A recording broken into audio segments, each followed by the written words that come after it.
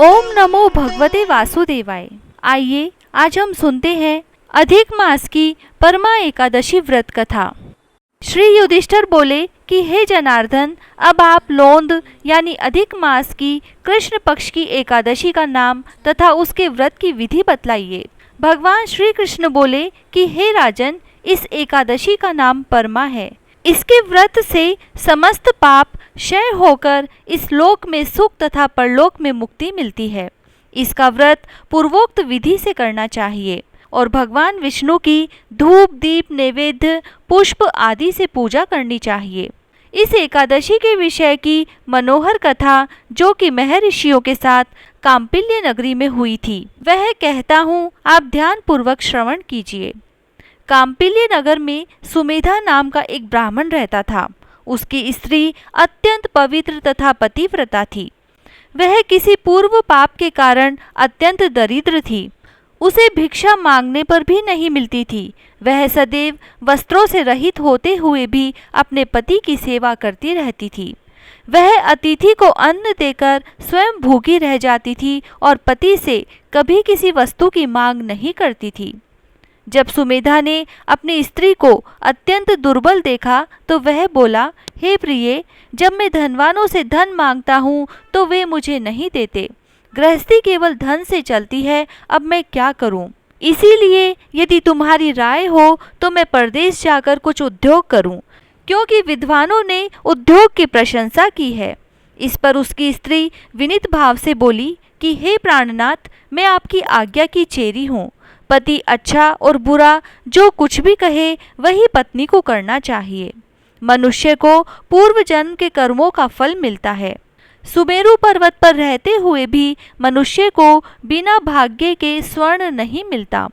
पूर्व जन्म में जो मनुष्य विद्या और भूमि दान करते हैं, उन्हें उस जन्म में विद्या और भूमि मिलती है।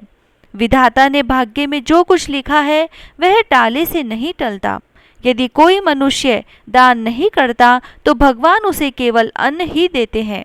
इसीलिए आपको इसी स्थान पर रहना चाहिए, क्योंकि मैं आपका वियोग नहीं सह सकती। पति बगैर स्त्री की संसार के माता पिता भाई ससुर तथा संबंधी निंदा करते हैं। इसीलिए हे प्राणनाथ, आपको इसी स्थान पर रहना चाहिए।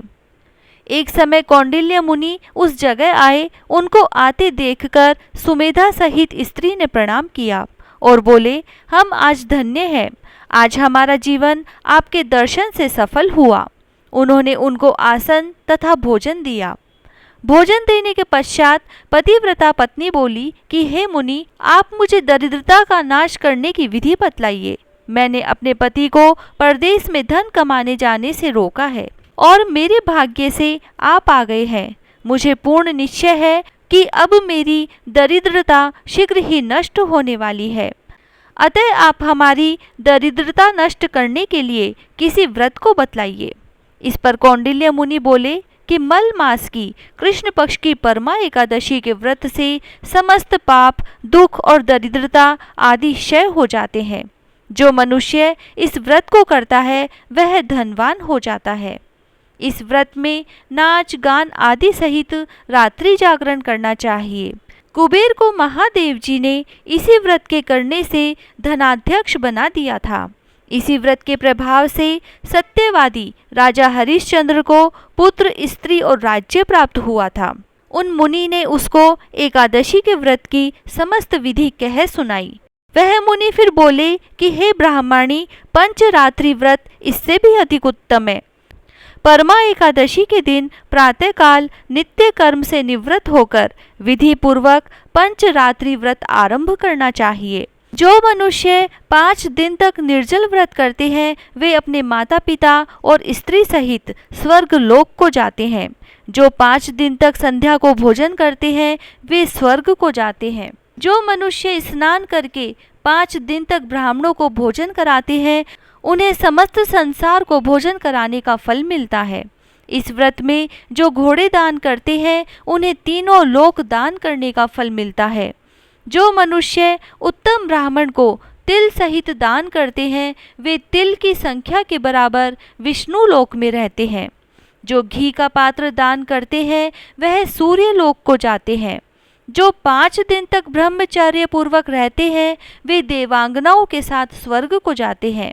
हे ब्राह्मणी, तुम अपने पति के साथ इसी व्रत को करो, उससे तुम्हें सिद्धि प्राप्त होगी और अंत में स्वर्ग की प्राप्ति होगी। कौंडिल्य मुनि के कहे अनुसार उन्होंने परमा एकादशी का 5 दिन तक व्रत किया। व्रत समाप्त होने पर उसने देखा कि एक राजकुमार उसके सामने खड़े हैं। राजकुमार ने एक उत्तम घर जो कि सब वस्तुओं से सजा हुआ था रहने के लिए उन्हें दिया।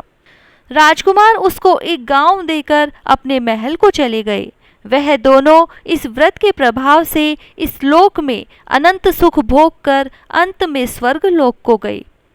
भगवान श्री कृष्ण ने कहा, हे राजन, जो मनुष्य परमा एकादशी का व्रत करता है उसे समस्त तीर्थों व यज्ञों आदि का फल मिलता है। जिस प्रकार संसार में 2 पैरों वालों में ब्राह्मण, 4 पैरों वालों में गो, देवताओं में इंद्र राज श्रेष्ठ है, उसी प्रकार मासों में अधिक का मास उत्तम है। इस महीने में पंचरात्रि अत्यंत पुण्य देने वाली है। इस महीने में पद्मनी और परमा एकादशी भी श्रेष्ठ है। उनके व्रत से समस्त पाप नष्ट हो जाते हैं। अतः दुर्बल मनुष्य को एक व्रत जरूर करना चाहिए। जो मनुष्य अधिक मास में स्नान तथा एकादशी व्रत नहीं करते उन्हें आत्महत्या का पाप लगता है। यह मनुष्य योनि बड़े पुण्यों से मिलती है, इसीलिए मनुष्य को एकादशी का व्रत अवश्य करना चाहिए। हे युधिष्ठिर, आपने जो पूछा था सो मैंने बतला दिया। अब आप इस व्रत को भक्ति सहित कीजिए।